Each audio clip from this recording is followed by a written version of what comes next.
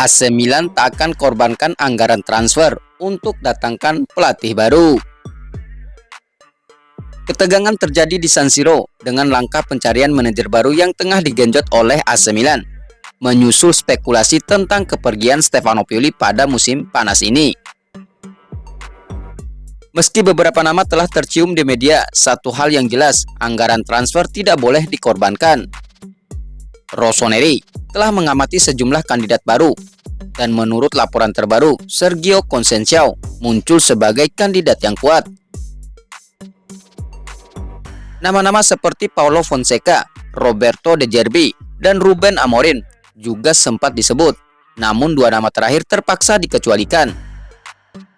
Calciomercato.com menyoroti bahwa De Zerbi dan Amorim memiliki klausul pelepasan sekitar 15 juta euro yang membuatnya sulit untuk direkrut AC Milan.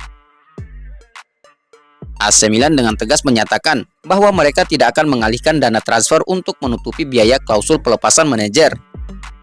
Hal ini menyebabkan kedua opsi tersebut tereliminasi dari daftar calon. Dengan demikian, pilihan semakin terbatas dengan Conceição dan Fonseca menjadi kandidat utama yang tersisa. Conceição baru-baru ini memperpanjang kontraknya dengan Porto, tetapi klausul dalam kontrak tersebut memberinya kesempatan untuk meninggalkan klub dengan persetujuan bersama. Sementara itu, Thiago Motta masih ada dalam radar. Namun AC Milan harus mempertimbangkan kemungkinan untuk menyalip Juventus dalam upaya merekrutnya. Zlatan Ibrahimovic yang tertarik pada Motta juga memainkan peran dalam dinamika ini, dan keputusan akhir masih dalam tahap penggodokan. Dengan kompetisi yang semakin ketat, AC Milan harus membuat keputusan cerdas dan mengamankan manajer baru yang akan membawa klub kembali ke puncak kesuksesan tanpa harus mengorbankan anggaran transfer untuk musim panas nanti.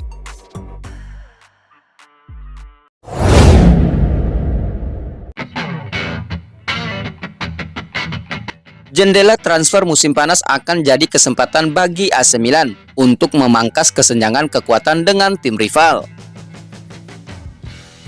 Dalam 4 pertandingan tersisa hingga akhir musim 2023-2024, sorotan pada AC Milan telah bergeser dari masa kini ke masa depan.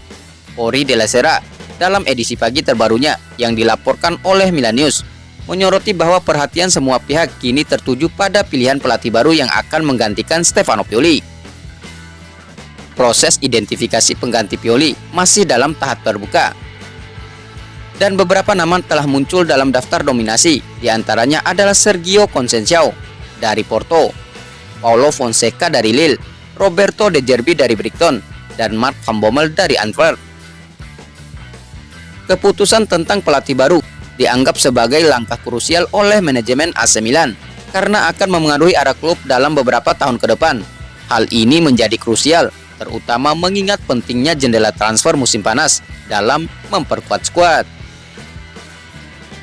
Menurut laporan surat kabar tersebut, AC Milan membutuhkan setidaknya 3 pemain kunci untuk memperkuat setiap lini dalam skuadnya, dengan fokus pada penyerang, gelandang tengah, dan posisi bek.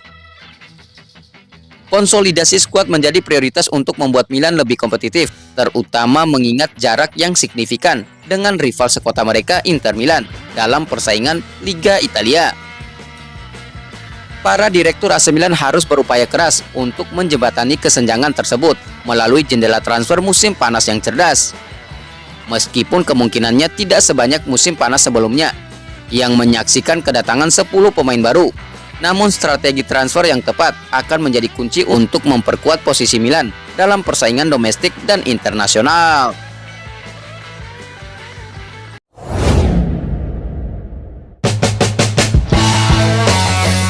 Drama 6 gol terjadi di San Siro. AC Milan batal menang atas Genoa. AC Milan batal menang atas Genoa pada ajang Liga Italia musim 2023-2024 setelah melalui drama 6 gol di San Siro. AC Milan melakoni giornata ke-35 Liga Italia musim 2023-2024 dengan menjamu Genoa di Stadion San Siro pada Minggu 5 Mei 2024 waktu setempat atau malam hari waktu Indonesia Barat. Laga kali ini memang sudah tidak menentukan gelar juara bagi AC Milan, tetapi mereka tetap bermain dengan skuad penuh. Sayangnya, i Rossoneri tidak diperkuat 3 pilar utama mereka, yaitu Mike Mignon, Davide Calabria, dan Ruben Loftus-Cheek. Mike Mignon dan Loftus-Cheek mengalami cedera, sementara Calabria absen karena akumulasi kartu. Meski demikian, AC Milan tetap mampu mendominasi jalannya pertandingan dengan penguasaan bola 60%. Selain itu, AC Milan juga mampu melepaskan 26 tembakan dengan 7 diantaranya mengarah tepat ke gawang Genoa. Adapun Genoa juga berhasil meluncurkan 2 shot on target dari 6 kali percobaan. Bertindak sebagai tuan rumah, AC Milan justru langsung mendapatkan petaka saat laga baru berjalan 4 menit. Wasit Alessandro Frontera menunjuk titik putih dan memberikan hadiah penalti kepada Genoa. Bek tengah AC Milan, Fikayo Tomori, melakukan pelanggaran dengan menjatuhkan Alessandro Fogliaco di dalam kotak penalti. Matteo Retegui maju sebagai eksekutor dan melaksanakan tugasnya dengan sangat baik.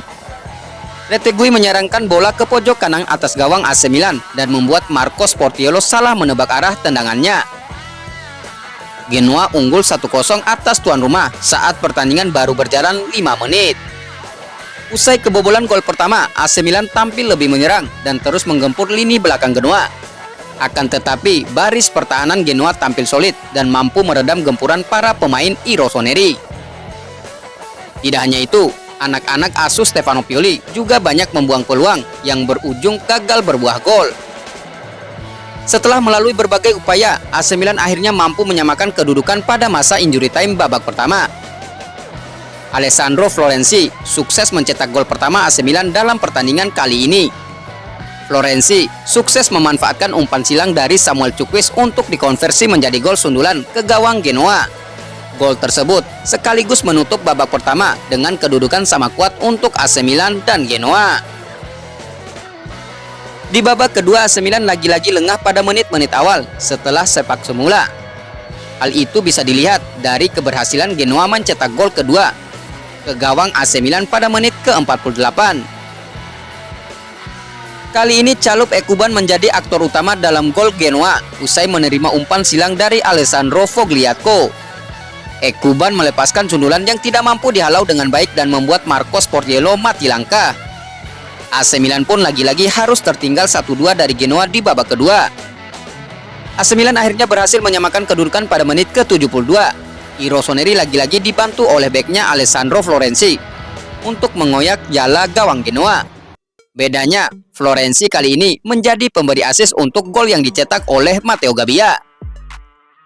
Gabbia menceploskan bola ke gawang Josep Martinez lewat sundulan usai menerima umpan sepak pojok dari Florenzi. Setelah sukses menyamakan kedudukan, AC Milan akhirnya berhasil berbalik unggul pada menit ke-75. Kali ini Oliver Giroud sukses membawa tuan rumah unggul lewat tendangan freeze time kaki kirinya usai menerima umpan silang dari Christian Pulisic. Di saat kemenangan sudah ada di depan mata, petaka justru datang kepada AC Milan pada menit ke-87. Bek yang baru masuk, Malick Thiaw, mencetak gol bunuh diri ke gawang AC Milan. Gol bunuh diri tersebut sekaligus membuyarkan kemenangan AC Milan atas Genoa. Alhasil, i Rossoneri harus rela berbagi poin dengan Genoa di akhir pertandingan.